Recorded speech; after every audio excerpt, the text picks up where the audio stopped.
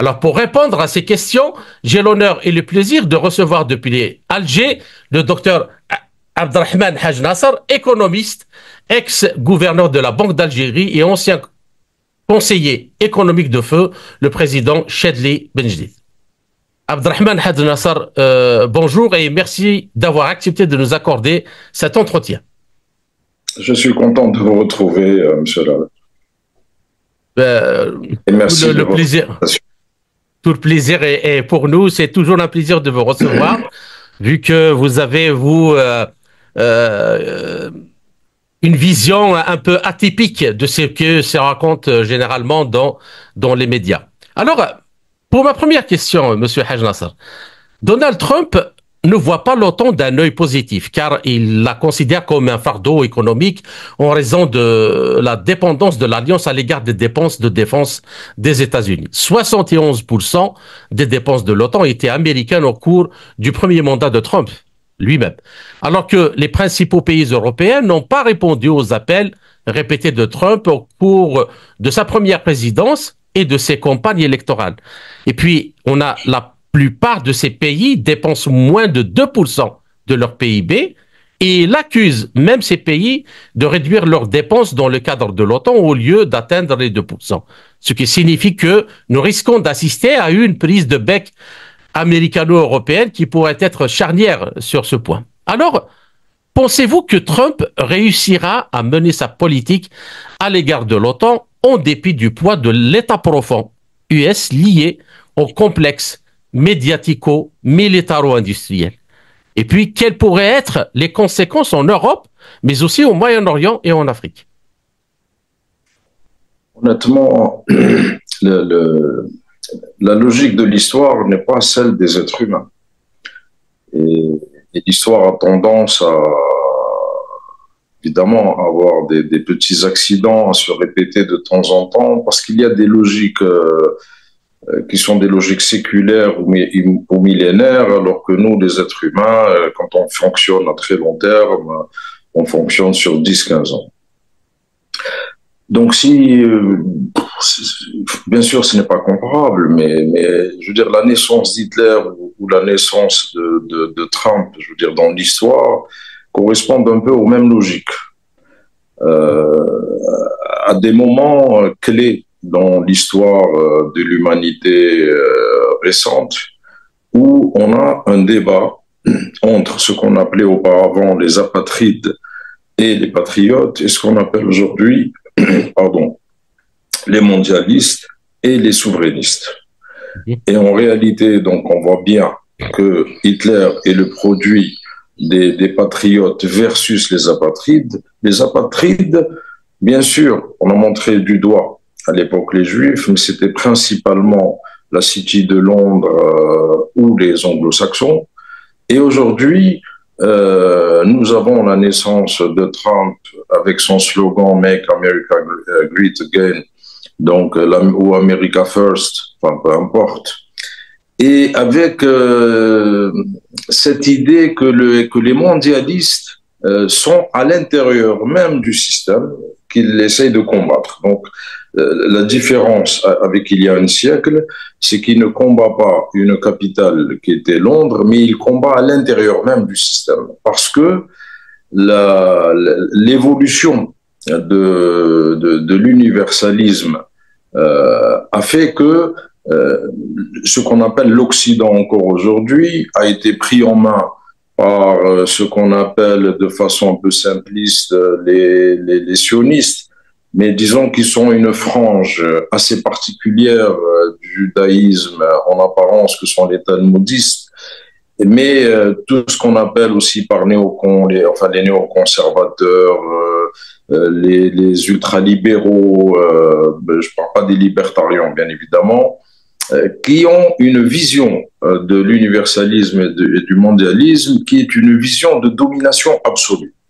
La domination absolue les a menés à faire énormément d'erreurs, notamment après la chute de l'Union soviétique 1989, puisque au lieu d'ouvrir les bras, ils ont préféré plutôt être arrogants et à n'intégrer que ceux qui voulaient bien de la soumission.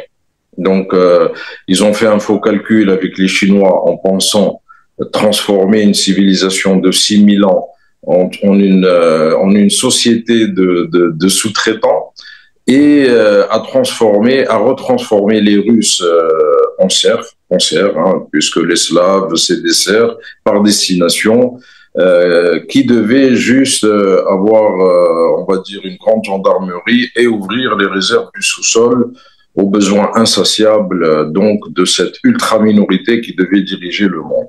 J'ai parlé des Talmudistes parce que dans les Talmuds, on parle de cette minorité, donc le peuple élu, hein, le peuple élu n'étant pas que des juifs, mais c'est des ultra riches, hein, et à qui on a promis que le monde serait à leur service et serait des esclaves. Donc nous avons là une espèce de convergence entre une société ultra financiarisée, évidemment, qui voit le monde comme une grande pyramide, avec à la pointe une ultra minorité, et des eschatologiques ou des talmudistes qui pensent que quelqu'un leur a promis un jour qu'ils allaient être les maîtres du monde avec des esclaves à leur service. Évidemment, comme au début du siècle dernier, au début de ce siècle, a vu naître évidemment des pôles différents qui pensaient que le monde n'était pas, que l'histoire n'était pas écrite. Donc, je parle évidemment de ce qui se passe à Moscou, mais aussi de ce qui se passe à Pékin, où on voit le retour, malgré tout, de vieilles civilisations. La civilisation orthodoxe d'une part, la civilisation confucienne d'autre part, et puis bien sûr, par ailleurs, la civilisation hindouiste qui essaye, tant bien que mal, d'avoir une doctrine à l'image de la doctrine chinoise ou de la doctrine russe. Alors, on constatera que la vieille civilisation qu'est l'islam n'est pas encore à ce stade de cette capacité conceptuelle de définir un avenir possible pour elle et d'avoir donc une doctrine. Ce qui fait que la naissance de Trump, elle, est une tentative d'une partie de l'État profond de ne pas disparaître dans les rêves de domination absolue qu'avait l'autre partie de l'État profond qui a dominé le monde, particulièrement les années 80, 90 et 2000. Et donc, Trump représente cette partie qui dit il vaut mieux partager le gâteau que d'essayer de disparaître en pensant qu'on allait conserver l'ensemble du gâteau. C'est la raison pour laquelle Trump dit je vais arrêter la guerre d'Ukraine en un jour. Mais aussi, la notion de gâteau lui fait dire Israël, il n'y a pas de négociation possible. Parce que je veux bien partager l'Europe, mais je ne veux pas partager le Moyen-Orient, le pétrole et le contrôle des routes. Donc, nous sommes à ce moment clé de l'histoire du monde où il y a ce débat. Donc, évidemment, quand on dit on règle la guerre d'Ukraine en un jour, ça signifie que l'Europe n'est plus un acteur. Et c'est ce qu'on voit aujourd'hui dans on va dire, la définition du monde, mais aussi la mise en œuvre d'instruments chez les anglo-saxons, encore à Londres, bien sûr, beaucoup à Washington, c'est que dans le fond, l'Europe, il faut qu'elle paye. Voilà, il faut qu'elle paye la guerre d'Ukraine, mais il faut qu'elle aille beaucoup plus loin dans le fait de payer. Il faut qu'elle disparaisse. Il faut qu'elle soit désindustrialisée parce que nous n'avons pas confiance dans l'Europe centrale qui est capable de s'unir et de créer une force si elle s'unissait avec la Russie. Alors là, nous avons une contradiction fondamentale. C'est que si on veut que la Russie ne soit pas un partenaire privilégié de la Chine, il vaut mieux qu'elle s'allie avec l'Europe centrale. Mais en même temps, dans la culture anglo-saxonne, il est impossible d'accepter qu'il y ait ce qu'ils appellent, eux, la Mitteleuropa, ou en tous les cas, la civilisation de l'arbre par rapport à la civilisation de la mer, c'est-à-dire les continentaux par rapport aux maritimes. Oui. Et Alors, donc, on préfère j'aimerais juste, sacrifier l'autre. Monsieur Hajnassa, s'il vous plaît, c'est très très important ce que vous avez évoqué. J'aimerais vous poser la deuxième question parce que, alors, entre dans le cadre de ce que vous êtes en train de développer, puis je vous laisse continuer votre développement tranquillement. Alors, Trump estime justement que les dépenses américaines pour l'Ukraine dépassent presque le montant total fourni par l'Europe. Ce que Trump ne considère pas comme logique. Il doit donc reconsidérer l'unicité de son pays à supporter ce fardeau. Et il a même prétendu pendant sa campagne électorale pouvoir arrêter la guerre en Ukraine en un jour, ce qui signifie que la Russie sera plus à l'aise sur le front ukrainien et qu'elle y consolidera même ses acquis. Vous me donnerez votre avis sur ça. Et puis la guerre en Ukraine est délégable justement à l'Europe qui s'y est préparée bien avant le début de l'opération militaire spéciale. Alors, justement, dans le sens de ce que vous avez développé, l'entrée de l'Ukraine dans l'OTAN n'est pas indispensable pour Trump car elle n'est pas stratégiquement opportune. Et puis, pourquoi impliquer les pays européens en vertu de l'article 5 du traité atlantique alors qu'ils sont déjà impliqués en vertu d'une réelle soumission militaire, économique et politique?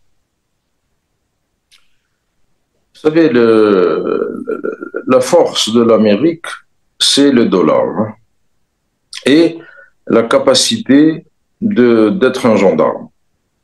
L'Amérique, c'est ça. C'est la capacité de faire mal, c'est-à-dire d'avoir une armée et des armes puissantes, et un dollar puissant, incontournable. L'Europe a toujours été perçue comme une colonie. Hein. On ne va pas revenir à la Deuxième Guerre mondiale, y compris la France qui devait être organisée comme une colonie, si ce n'était quand même le patriotisme autour du général de Gaulle. Mais bon, fermons la parenthèse. La guerre d'Ukraine, l'idée, c'était pas de mettre l'Ukraine dans l'OTAN. L'idée, c'était de créer une guerre d'attrition où s'affaibliraient les Russes et les Allemands. Voilà. Sauf que la Russie, c'est quand même un pays qui n'a pas l'habitude de perdre des guerres. Ils perdent beaucoup les batailles, mais ils finissent toujours par gagner la guerre.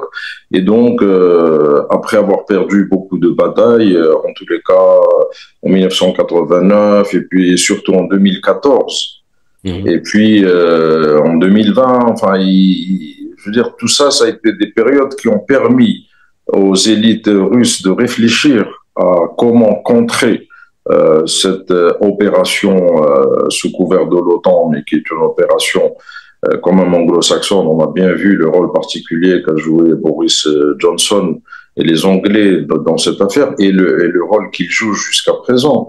Mais l'objectif, c'est affaiblir l'Allemagne et affaiblir la Russie. Bon, cette guerre d'attrition s'est retournée totalement contre l'Allemagne, qui est un pays qui s'affaiblit à vue d'œil, et se retourne aussi contre le monde anglo-saxon parce que on découvre tout d'un coup avec effarement le retard industriel et le retard dans l'ingénierie militaire des États-Unis, tout simplement, qui était le centre de gravité de production de l'armement dans le monde. Et donc, évidemment, à côté de ça, l'avancée de la Russie, mais aussi de la Chine, mais même de pays comme l'Iran et la Corée du Nord. Et donc, cela nécessite aujourd'hui, on va dire, une ingénierie accélérée de comment éviter l'effondrement de l'Occident. Alors, le paradoxe est là. Vous avez parlé du coût de la dépense, mais vous savez, nous tous, nous particulièrement d'ailleurs, nous les arabo-mauresques, hein, pardon de cette expression un peu ironique, nous finançons la guerre américaine puisque nous achetons une dette d'un pays qui ne produit pas suffisamment pour rembourser cette dette. Mais nous finançons donc la guerre. Les Américains se servent sur la bête, c'est-à-dire qu'ils se servent sur l'Europe. Ils prennent leurs industries et ils les délocalisent chez eux. Il n'y a qu'un seul pays qui échappe à ce pillage, c'est l'Italie. Mais l'Italie, c'est un cas particulier sur lequel il faudrait revenir. Nous n'avons pas le temps, je pense, maintenant.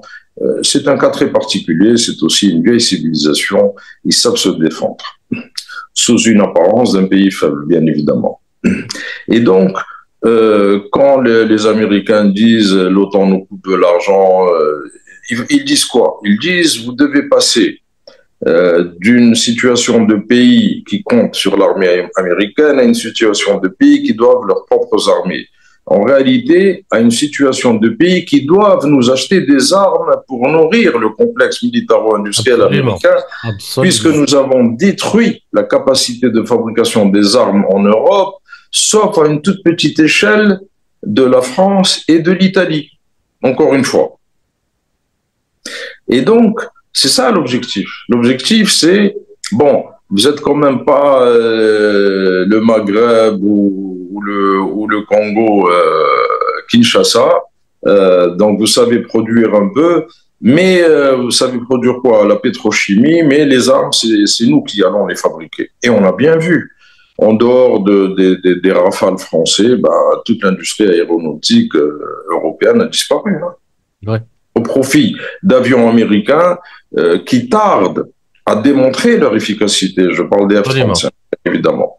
Donc, nous sommes dans cette situation de monopole, de domination en Occident par les États-Unis, sans avoir les moyens industriels. Maintenant, si nous revenons aux moyens financiers, donc les Américains ont mis en place deux armées extraordinaires.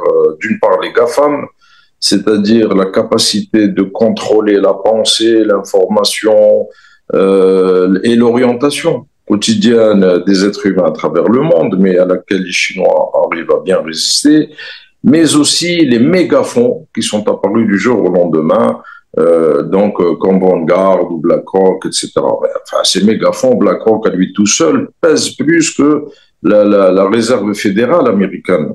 Ça, ce sont des armes, c'est-à-dire quand vous avez un fonds, un seul, qui pèse 10 000 milliards de dollars, c'est-à-dire l'équivalent des trois grands pays européens, vous ne pouvez pas faire face à ce type d'armée. Parce qu'ils vous disent par là que nous pouvons vous racheter. Et d'ailleurs, ils ont acheté l'Ukraine.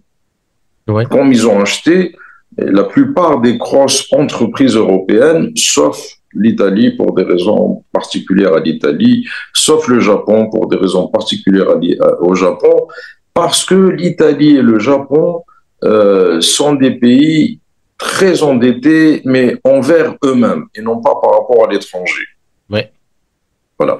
Et donc, il reste pour les Américains que pour garder cette puissance économique, donc à travers les fonds, à travers les GAFAM, il faut que le dollar, évidemment, reste une monnaie incontournable. Et là, la contradiction, elle devient difficile à gérer à l'intérieur même de l'Empire américain, à l'intérieur du complexe américain, parce que, évidemment, le dollar n'a plus de base, sauf celle d'être la monnaie du commerce international et particulièrement celle du pétrole, puisque le pétrole a remplacé l'or comme base de valorisation du dollar.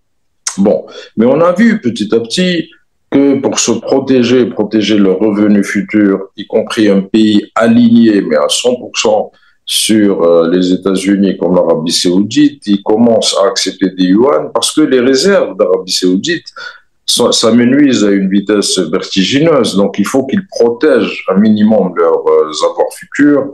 Donc, ils parient sur la monnaie du futur qu'est le yuan plutôt que le dollar. Ça, ce n'est pas véritablement acceptable pour les États-Unis. C'est la raison pour laquelle, dans la guerre de Gaza ou la guerre du Moyen-Orient, la guerre du Liban, ils sont aussi présents parce qu'ils veulent faire peur et pour qu'on accepte leur domination plutôt que de les voir bombarder tous les pays arabes sans exception. Bon, c'est une guerre qui n'a pas ses débuts, hein. Mais néanmoins, le projet que représente Trump est un projet qui comprend mieux l'avenir. Ils savent que le dollar, que la survie du dollar... Justement, par rapport à ça, j'aimerais bien donner un peu le topo, justement, parce que c'est très important ce que vous évoquez. Alors, la dette fédérale des États-Unis est passée de 426 milliards de dollars en 1971, c'est-à-dire l'année où le système de Bretton Woods a été mis à mort, à près de 36 000 milliards de dollars aujourd'hui. Et la dette a été multipliée par 82 fois au cours de cette période, alors que le PIB n'a été multiplié que par 26. Et puis, nous avons l'écart croissant entre la dette et le PIB, signifie qu'il faut de plus en plus de dettes pour créer une croissance artificielle. Et ainsi, donc, le ratio dette-PIB est passé de 39% en 1971 à 122% aujourd'hui. Et puis, avec une simple extrapolation, on pourrait s'attendre à ce que cette dette fédérale atteigne les 40 000 milliards de dollars en 2025. Ceci dans le contexte d'une dette globale dépassant les 103 000 milliards de dollars. Et si l'on rajoute les engagements spéculatifs dans les bourses et tout, il y a à peu près, il faut rajouter 200 000. Donc on arrive à une somme astronomique de plus de 300 000 milliards de dollars. Alors, dépenser des milliers de milliards dans les guerres et ainsi de suite, selon vous, Monsieur Haj Nasser, ces déficits insoutenables et cette dette galopante combinés à une armée en recul, voire en déliquescence dans pas mal de domaines, sont-ils la recette parfaite justement pour la fin de l'Empire et de ses alliés? Et que pourrait faire Trump face à cette situation? Oui, justement, je pense que l'équipe Trump est consciente qu'un PIB de 30 000 milliards ne peut pas rembourser 10 fois sa valeur, hein, pour simplifier. Voilà. En général, on estime qu'on peut rembourser une fois sa valeur, mais pas 10 fois sa valeur. Il n'y a aucune opération magique, hein, ni Gandalf, ni je ne sais pas quel Sahara Coromphela peut intervenir pour faire en sorte qu'un individu puisse rembourser 10 fois sa valeur. Parce qu'il se vend sur le marché, il a une valeur, point, elle a dit. Donc, voilà. Donc, tout le monde sait que cette dette n'est pas remboursable, hein. Mais c'est la raison, on va dire, pour laquelle, notamment, quelqu'un comme Elon Musk joue un rôle très important auprès de Trump, plutôt que BlackRock, qui joue un rôle important auprès des démocrates. C'est parce que l'avenir est aux monnaies électroniques. C'est-à-dire que l'ancien schéma, c'était de dire on va créer des instruments comme BlackRock pour enrichir au-delà de l'imaginable les super riches. On a pu remarquer que ces dernières années, particulièrement pendant le Covid, que plus la situation allait mal, moins on produisait, plus les bourses allaient bien. Parce que tout cela était devenu artificiel. Pendant le Covid, on a créé des milliers de milliards de dollars et d'euros. Mais c'est parti où? C'est pas parti dans la poche des classes moyennes. Ni le haut de la classe moyenne, ni le bas de la classe moyenne, et encore moins les poches des pauvres, qui, elles, n'arrêtent pas de s'appauvrir. Donc, c'est allé chez les super riches, parce que c'est la base du mondialisme tel qu'il a été conçu. Mais l'idée des bitcoins ou des dollars, etc., c'est de dire que dans le fond, on va concentrer davantage la richesse, non pas sur la base d'une monnaie qui contrôle les flux de marchandises et qui contrôle notamment le pétrole, mais sur la base d'une monnaie qui est contrôlée par sa propre rareté. C'est-à-dire que même l'or n'est pas contrôlé par sa propre rareté, puisque quand même il y a des mines, on produit, tandis qu'une monnaie totalement artificielle qui est créée sur des algorithmes où on dit il n'y aura pas plus de X unités de cette monnaie, et celui qui arrive à contrôler ce type de monnaie et la circulation de ces monnaies devrait pouvoir contrôler le monde. Alors, il y a plusieurs étages dans cette mécanique. C'est bien sûr, il y a le Bitcoin ou le Doge en haut, Et puis, on va créer des espèces de porte-monnaie électroniques pour la population qui ne devra plus disposer de cash. Et on va obtenir avec ces porte-monnaies électroniques ce qu'on n'a pas obtenu avec le Covid, c'est de tenir toute la population par des laisses électroniques. On saura à tout instant ce qu'ils consomment et où ils sont.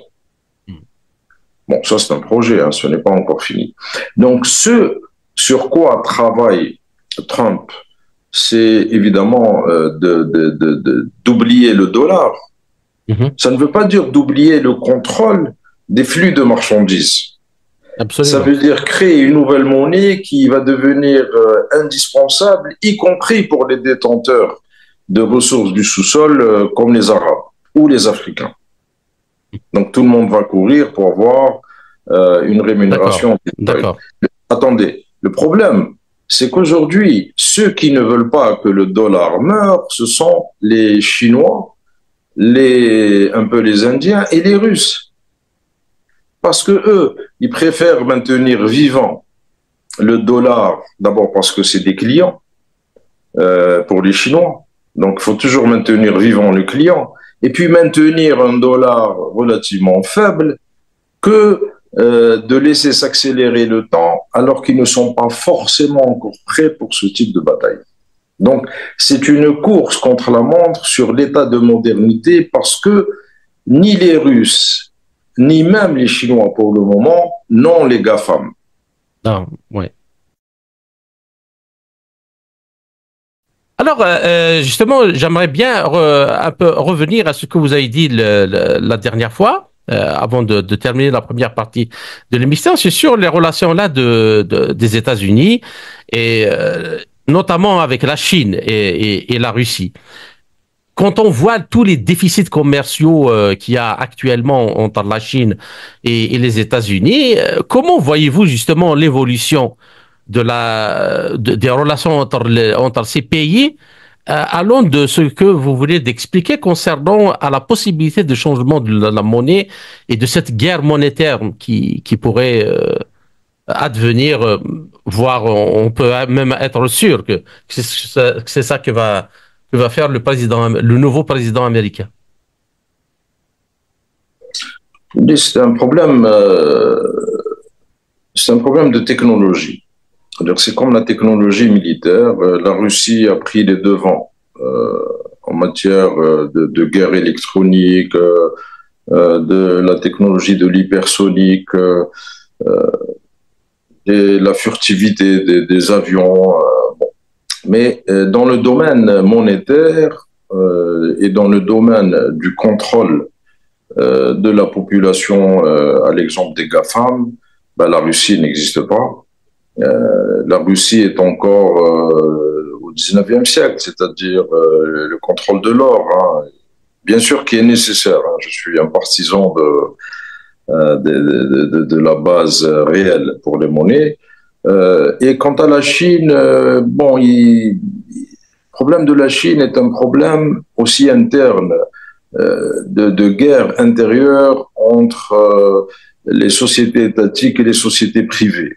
Et donc, le pouvoir central en Chine a peur de l'existence de sociétés privées chinoises, même s'ils les ont encouragées beaucoup il y a quelques années, qui est la capacité des GAFAM. On a bien vu avec ce qui est arrivé à quelques-uns de leurs chefs d'entreprise qui s'étaient lancés notamment dans la monnaie électronique. Je parle d'Alibaba, par exemple. Hein. Mais néanmoins, bon, ce sont des contradictions pour lesquelles les Chinois trouveront une solution. Mais entre-temps, le retard avec les Américains n'est pas encore, on va dire, comblé. Il y a aussi un problème de conception de l'avenir. Donc, il y a une démarche bureaucratique qu'on retrouve à la BCE, mais aussi en Chine, qui est de travailler sur une monnaie de banque centrale électronique, hein, les fameuses CNBC. Mais ce sont des démarches bureaucratiques qui sont des démarches de réponse et non pas des démarches d'anticipation sur ce que peut être le futur. Le futur, ce n'est pas juste un problème technique. Est-ce qu'on va utiliser une carte ou un téléphone pour payer? Le problème, c'est la conception du monde. Est-ce qu'on a un monde d'esclaves contrôlés par un robot central en utilisant l'intelligence artificielle, ou est-ce qu'on construit une nouvelle civilisation où il y a un minimum d'interaction, je dirais pas démocratique, mais quand même d'interaction avec la population, ses représentants et ce qu'on appelle aujourd'hui les hauts de la classe moyenne. Donc ceci n'a pas fait l'objet de réflexions profondes chez les Chinois comme chez les Russes, de mon point de vue. Hein. L'autre point faible fondamental des Chinois, particulièrement, mais aussi des Russes, c'est qu'ils ont une vision du monde qui, dans le fond, ne diffère pas de celle de l'Occident anglo-saxon, c'est-à-dire qui est une vision de dominé-dominant. Et on le voit bien dans la conception du commerce. Les Chinois, ils font des routes de la soie, mais pour déverser leurs produits.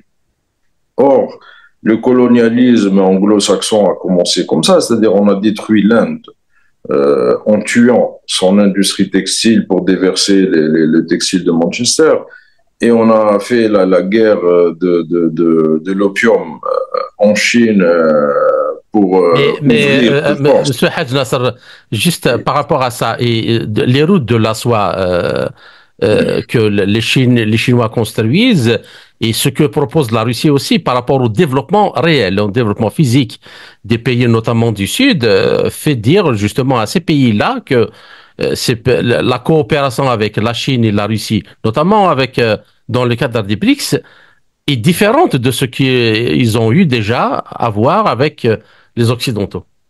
Ça c'est du discours pur. Hein. Je veux dire, l'Europe a encore essayé avec l'Union pour la Méditerranée de dire ça, mais dans la réalité, ils refusaient tout transfert de technologie. Attendez, moi je ne vais pas pleurer et dire c'est de la faute des Russes et des Chinois. Chaque pays doit se battre pour son propre développement.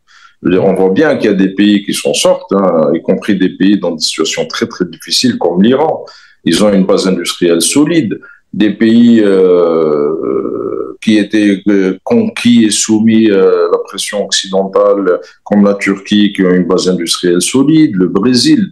Et non, mais je veux dire, c'est trop facile de dire c'est la faute. Néanmoins, quand on analyse la route de la soie chinoise, je suis désolé, je veux dire, les Anglais avaient dominé la mer et eux, ils ont créé des routes terrestres qui, de temps en temps, traversent les mers, mais toujours dans la même logique de déverser leurs marchandises. Je veux dire, il y a une différence entre la démarche chinoise et la démarche d'il y a une quarantaine d'années du Japon. Le Japon dit, bon, moi je vois très bien quelles sont les limites de l'industrie, c'est l'émigration. Or, je ne veux pas de travailleurs étrangers chez moi. Et donc, je préfère déplacer des unités de production dans les pays où il y a des excédents de réserve. On a bien vu où ils ont déplacé leurs unités de production. La Thaïlande, le Vietnam, l'Indonésie, la Malaisie, ils ont partagé un minimum de l'échelle de valeur. Je ne le vois pas avec les Chinois et je ne le vois pas avec les Russes. Alors là, pas du tout dans les domaines qu'ils maîtrisent. Il a fallu beaucoup de pression de la part des Indiens pour avoir quand même un peu d'industrie militaire en Inde, enfin d'industrie militaire russe en Inde. Et l'Inde, ce n'est pas un tout petit pays. Hein. L'Algérie est un très très gros acheteur, ben on fabrique rien. Je veux dire, bon, les Kalachnikov, ce n'est pas de l'industrie. Enfin, on est dans la base même. Mais ça, ce n'est pas de la faute de la Russie ou de la Chine. Hein. Je veux dire, je constate qu'ils ont une politique calquée sur l'ancien monde. Ce n'est pas parce qu'on a une nouvelle route qu'on a une nouvelle politique. Mais je constate aussi que nos pays, hein, je vais parler de l'Algérie, nous sommes toujours dans une relation de dominier que nous acceptons de bon gré ou mal gré, je n'en sais rien. Mais c'est un constat. Donc, dans ce cadre-là, évidemment, encore une fois, avec intelligence, et d'ailleurs l'ancien président Medvedev l'a dit il y a quelques jours, il a dit nous devons maintenir le dollar, nous devons aider à ce que l'Amérique ne sombre pas.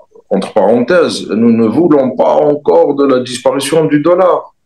Et les Chinois, évidemment, mais 1 million de fois plus que les Russes, ne veulent pas encore de la disparition du dollar. D'abord parce qu'ils en ont beaucoup chez eux. Absolument. Et ensuite, 3400 milliards de absolument. Et réserves. puis ensuite, c'est du crédit à la consommation, c'est-à-dire le crédit à la consommation sert à maintenir vivant le consommateur.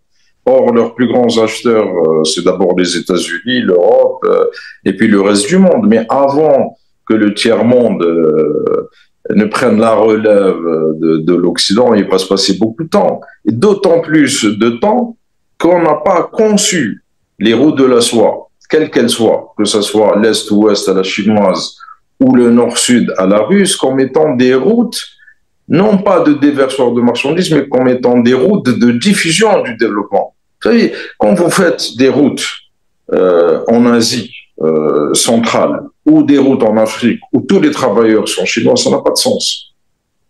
Quel que soit le niveau de faiblesse de productivité des travailleurs arabes ou africains ou kazakhs, etc., il vaut mieux perdre du temps et apprendre aux gens à être beaucoup plus productifs, quelle que soit la méthode de leur apprentissage, que d'aller vite et puis après, dans le fond, de créer chez ces populations qui ne vous connaissaient pas un sentiment justement de frustration.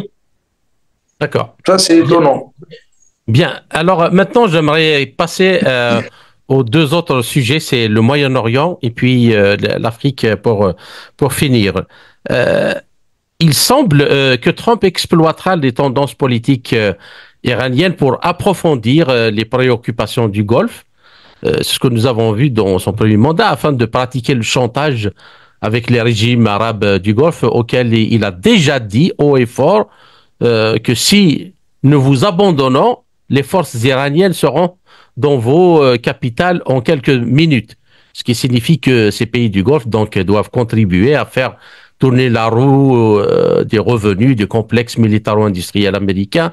Et dans la première période de Trump, le taux de dépenses justement de défense saoudienne en pourcentage du PIB était de 9,6. Mais dans les années qui ont suivi la première période de Trump, il a diminué à 7,5%, ce qui signifie que la période de Trump dépasse la période post d'environ 2%. Et puis, il y a aussi, d'autre part, toute nouvelle tentative de l'Iran de relancer l'accord nucléaire que Trump a annulé lors de son premier mandat tombera apparemment dans l'oreille d'un sourd. On voit la composition de son administration, composée de sionistes et d'anti-iraniens et anti-chinois viscéraux. Et ce qui pourrait pousser l'Iran justement à adopter une politique de changement de la stratégie nucléaire de l'Iran, comme l'a déclaré Kamal Kharazi, conseiller du dirigeant iranien, le 1er novembre 2024. Ce qui pourrait compliquer davantage les choses pour Trump dans l'optique de ne pas s'impliquer directement dans les guerres du Moyen-Orient. Alors, comment analysez-vous cette question allant des résultats du dernier sommet arabe à Riyad, où on a vu l'Arabie saoudite soutenir l'Iran et demandant aux États occidentaux de respecter sa souveraineté, et à Israël aussi? D'abord, dans tous les pays, vous avez les mêmes débats mondialistes, souverainistes, hein, y compris dans tous les pays arabes. Oui. Y compris en Arabie saoudite. Je parle de pays qui ont une certaine existence réelle. Vous avez des pays qui sont d'abord considérés comme étant des coffres-forts. Donc, quand on a besoin d'argent, on va se servir dans les Émirats ou en Arabie saoudite. Après, quels moyens utilise-t-on pour ouvrir le coffre-fort? C'est secondaire. Les Émirats arabes unis, pour des raisons qui leur appartiennent, après l'élimination de Cheikh Khalifa, qui était le fils de l'émir Zayd, qui lui était quand même, qui avait beaucoup d'intelligence, est devenu un pays géré complètement par les sionistes, hein, les Émirats. Ça ne veut pas dire qu'ils n'ont pas conscience de leur intérêt, c'est un calcul qu'ils ont fait. Bon. Mais c'est quoi l'économie coffre-fort? Ça veut dire que quand on a besoin de liquidités pour créer des problèmes en Afrique ou en Asie centrale, quand on a besoin des liquidités pour faire fonctionner pendant les périodes de paix le complexe militaro-industriel, quand on a besoin d'argent pour financer des recherches d'hydrocarbures aux États-Unis pour le gaz de schiste, etc., on crée une situation qui nous permet d'accéder au coffre-fort. Ce qui prouve que ces pays n'ont pas de base populaire, n'ont pas de crédibilité populaire, n'ont pas de légitimité populaire, parce que les régimes sont construits de telle façon à ce que la société est soumise à une domination très très dure, qui fait qu'il n'y a pas d'expression populaire. Il y a par contre l'expression d'une corruption généralisée, c'est-à-dire qu'on noie la population sous les bienfaits de la corruption pour les empêcher de comprendre ce que sont les bienfaits de la liberté. Et donc, ce qui fait que ce coffre-fort est toujours accessible aux dominants. Alors, le débat autour de l'Iran est un débat intéressant parce que l'Iran, ce n'est pas ce qu'on pense. En Iran, il y a les pro-occidentaux, donc, et qui sont d'ailleurs pro-israéliens et pro-américains, d'abord. Et puis, il y a les patriotes, toujours. Donc, les internationalistes, les souverainistes.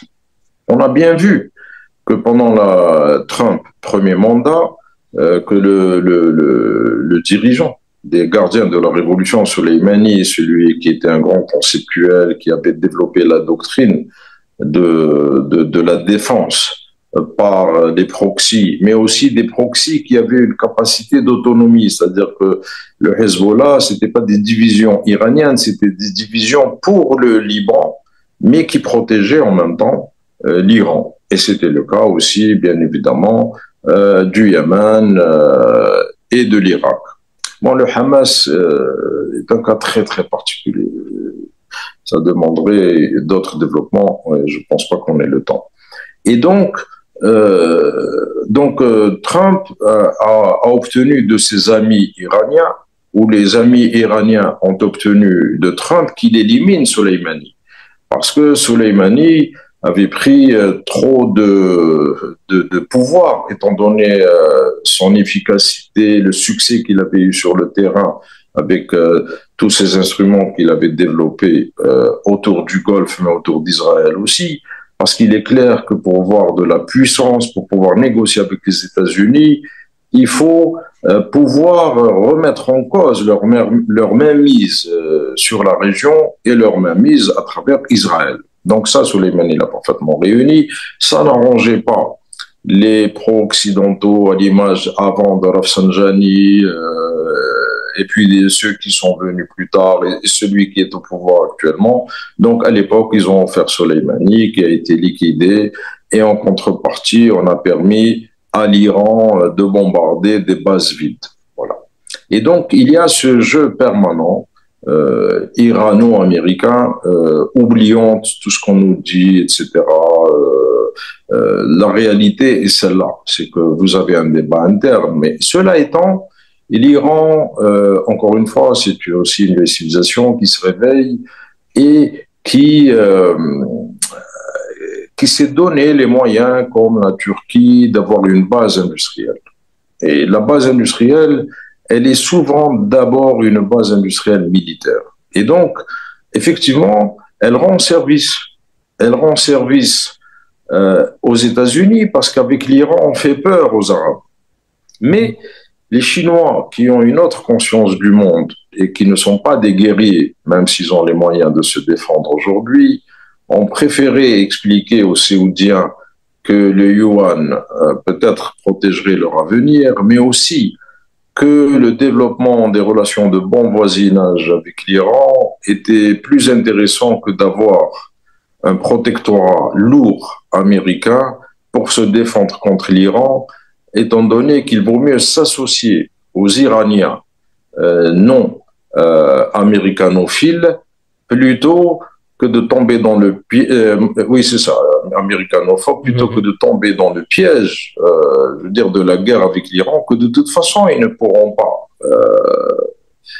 auquel ils ne pourront pas faire face. On a bien vu. On a bien vu dernièrement quelque chose d'extraordinaire, c'est que les Houthis, qui n'est pas un nom sympathique, Ansar Allah, donc cette partie du Yémen que les anglo-saxons n'ont pas arrêté de bombarder, d'abord par l'intermédiaire de cette coalition autour de l'Arabie saoudite et ensuite directement par les Américains et les Anglais, les Houthis, ils ont mis à mal toute une flotte américaine composée de destroyers, aussi de porte-avions, etc., qui ont dû s'éloigner des côtes. C'est quand même extraordinaire.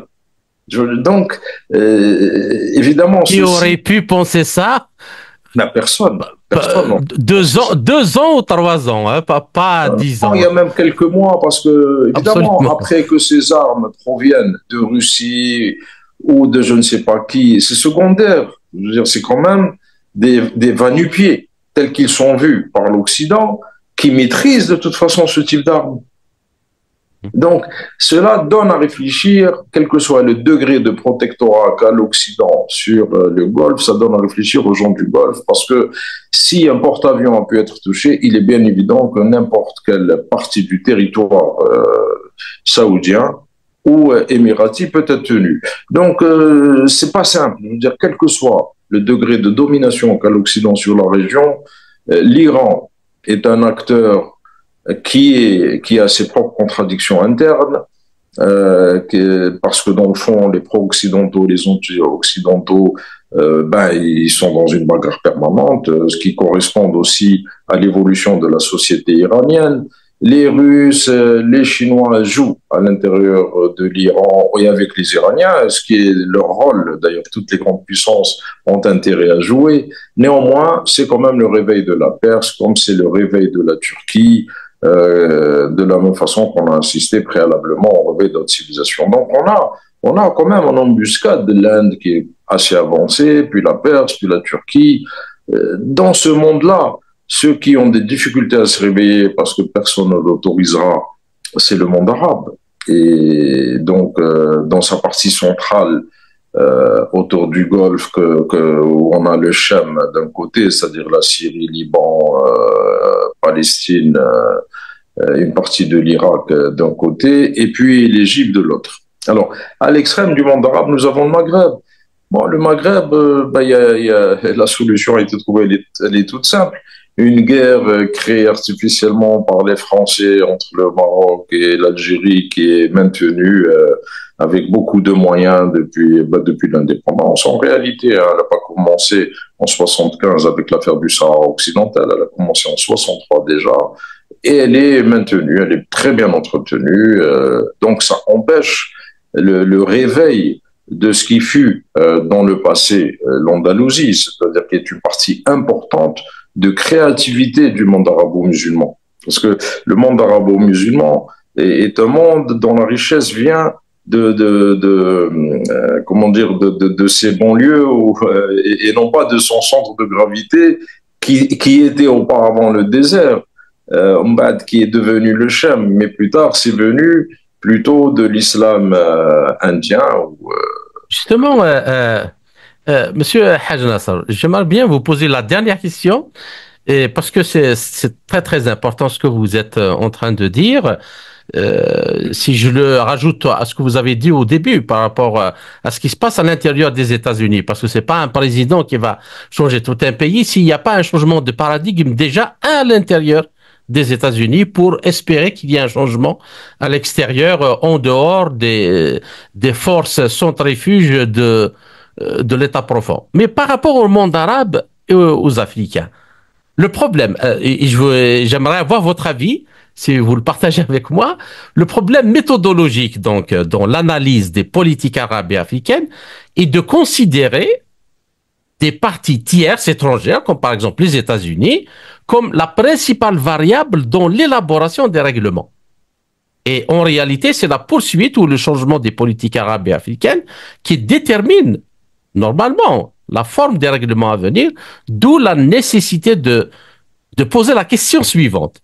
Donc, ce président pragmatique américain ne répondra que dans la mesure où il en tirera profit, car il est libre de toute considération de valeur, ce qui signifie que nous devons répondre à la question centrale qui est la suivante. Les Arabes, les musulmans, les Africains utilisent-ils leurs ressources naturelles? Et les Arabes, les musulmans et les Africains utilisent-ils leurs nombreuses possibilités pour forcer ou séduire ce pragmatique président américain à changer d'orientation vis-à-vis de leur région et se donner les moyens de se développer? Honnêtement, tout le monde s'en fout. Hein. Il ne faut pas se faire d'illusions sur Trump ou sur n'importe qui, hein, ou le dirigeant chinois. Les Africains, tout ça, tout le monde s'en balance. Mais néanmoins, il y a des conditions objectives. Parce que ce qui caractérise l'Afrique et le monde arabe, c'est qu'il n'y a pas la notion d'intérêt général. Il n'y a que la notion d'intérêt individuel. C'est-à-dire que l'enrichissement personnel et la corruption priment sur la richesse du groupe ou de l'ensemble de la nation. Ce qui change maintenant, et qui est quelque chose de positif, on va dire, pour nous, c'est que les anglo-saxons, il y a 4 siècles, et puis tout ça a été approfondi il y a 3 siècles, sont venus avec une idée simple, la liberté et le droit. Donc, et le droit, c'était même pas nécessaire qu'il soit écrit. Il fallait que le droit s'applique pour que la liberté puisse être, on va dire, le droit de tout le monde. C'est-à-dire qu'on pouvait créer son entreprise, avoir un titre de propriété, etc., parce qu'il y avait du droit.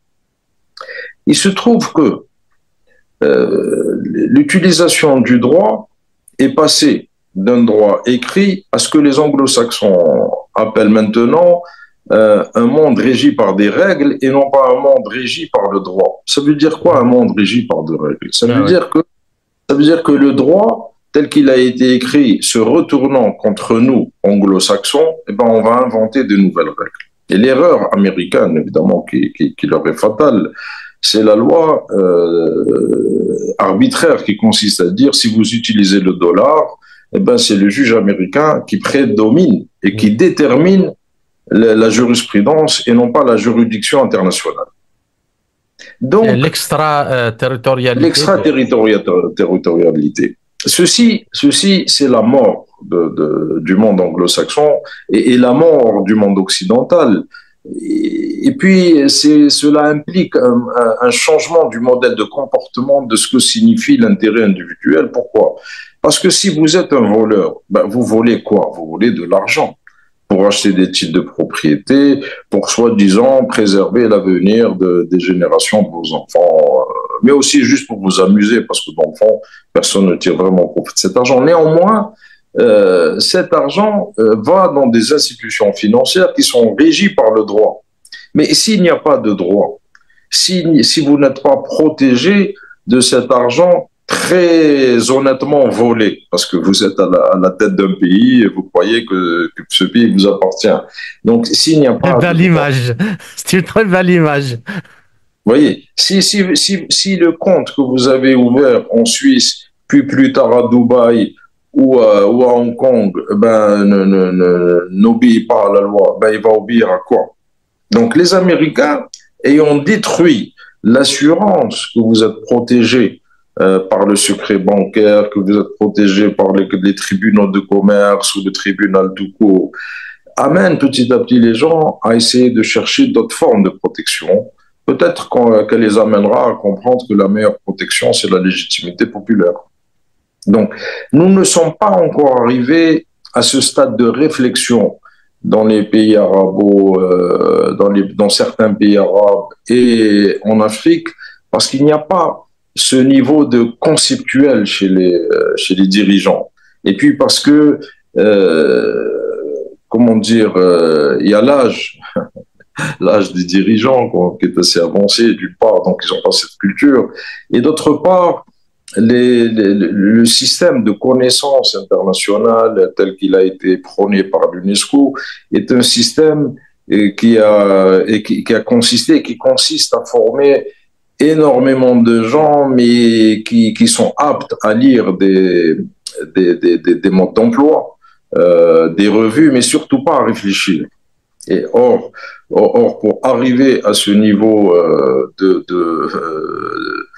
perception de la réalité du monde et du droit, il faut quand même réfléchir beaucoup. Néanmoins, tel que le droit a commencé à s'appliquer aujourd'hui dans le monde occidental, c'est-à-dire l'arbitraire qui prend le pas sur le droit écrit, fait que malgré tout, même les plus tarés se sont mis à réfléchir. Et on le voit bien, je veux dire, il y a beaucoup de réactions aujourd'hui en Afrique, des gens qui se disent, bon, l'avenir n'est pas là où on le pensait, même à titre individuel. Parce que vous avez eu des réactions stupides, je veux dire, en France, on s'est attaqué au fils d'un dictateur parce que ce dictateur de Guinée équatoriale avait conseillé à l'ancien dictateur de République centrafricaine de se détourner des Français pour aller vers les Chinois. Bon, sauf que le fils, lui, bah, il a acheté des appartements et des voitures de luxe en son nom. Je veux dire, on s'entend, on lui a pas dit d'où vient cet argent. Ouais, On ouais. l'a attaqué ex post sur une base qui est fausse. Donc, vous voyez, ceci crée des systèmes de perturbation dans la gestion du patrimoine et dans la gestion du droit. Donc, c'est porteur quand même de changements comportementaux. Voilà. D'accord. Abdelrahman Hadj Nassar, je vous remercie encore une fois pour tous ces éclairages et toutes ces analyses. J'espère que nous avons réussi à poser cette problématique, justement, pour les pays, en moins pour les pays arabes et les pays africains, et ses conséquences de toutes ces facettes. J'espère vous retrouver dans les quelques semaines à venir dans un autre entretien pour traiter d'un autre sujet. Merci encore une fois et à très bientôt.